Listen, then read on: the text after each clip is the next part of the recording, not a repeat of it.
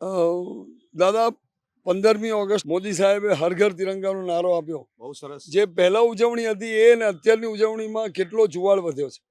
ખરેખર જુવાળ વધ્યો જ છે, કારણ કે લોકોને હવે દેશ પ્રત્યે જાગૃતિ આવી છે કે દરેક દેશોની અંદર પોતપોતાની રીતે લોકો ચળવળ કરે છે, આગળ વધે છે. તો આપણે કેમ ના આગળ વધીએ?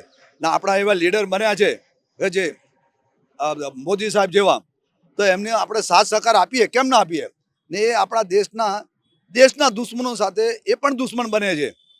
દેશમાં હિન્દુ, મુસલમાન, શીખ, ઈસાઈ એમની જોડે મિત્રતા છે, પણ દેશના જે દુશ્મનો છે, ભલે હિન્દુ હોય કે મુસ્લિમ હોય કે ક્રિશ્ચન હોય, એમના પણ અમારા प्रधानमंत्री साहब दुश्मन છે.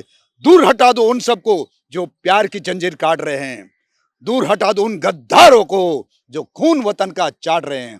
એવા આપણા પ્રધાનમંત્રી સાહેબ આપણને મળ્યા છે. આપણે ભાગ્યની વાત છે. ને એ બહુ ભગવત કાર્ય કરે છે. ને ભગવત એ ભગવાન તો નથી, પણ ભગવાનથી અલગ પણ નથી. आदम को खुदा मत कहो, आदम खुदा नहीं, लेकिन खुदा के नूर से आदम जुदा नहीं. આપણા માટે, આપણા પ્રધાનમંત્રી, આપણા દેશ માટે, આપણા દેશવાસીઓ માટે, બધા માટે એ સારું કરે છે અને રક્ષણ આપે છે અને સારી સારી યોજના લાવે છે. આજે ભારતની પ્રશંસા આખી દુનિયામાં, એ આખો શ્રેય એમને જાય છે, એમની ટીમને જાય છે, એમના જે સાથ સહકાર આપનારા બધાને જાય છે. અને આપણા 140 કરોડ જે ભાઈ બહેનો છે દેશવાસીઓ, એમને પણ ફાળે જાય છે. કારણ કે આજે એમનામાં વિશ્વાસ મૂકે છે, મોદી સાહેબમાં વિશ્વાસ મૂકે છે. અને બીજું કે આપણે સિટીઝન છીએ, આપણી પણ ફરજ હોય છે.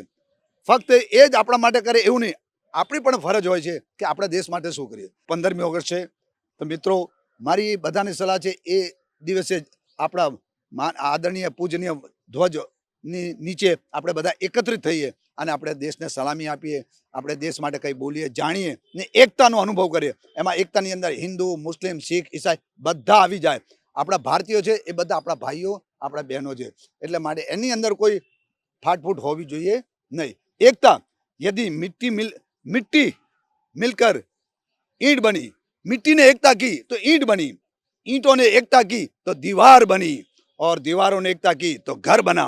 यदि ये बेजान चीजें यदि एकता में समझती हैं, तो हम तो भगवान की बड़ी कृति है.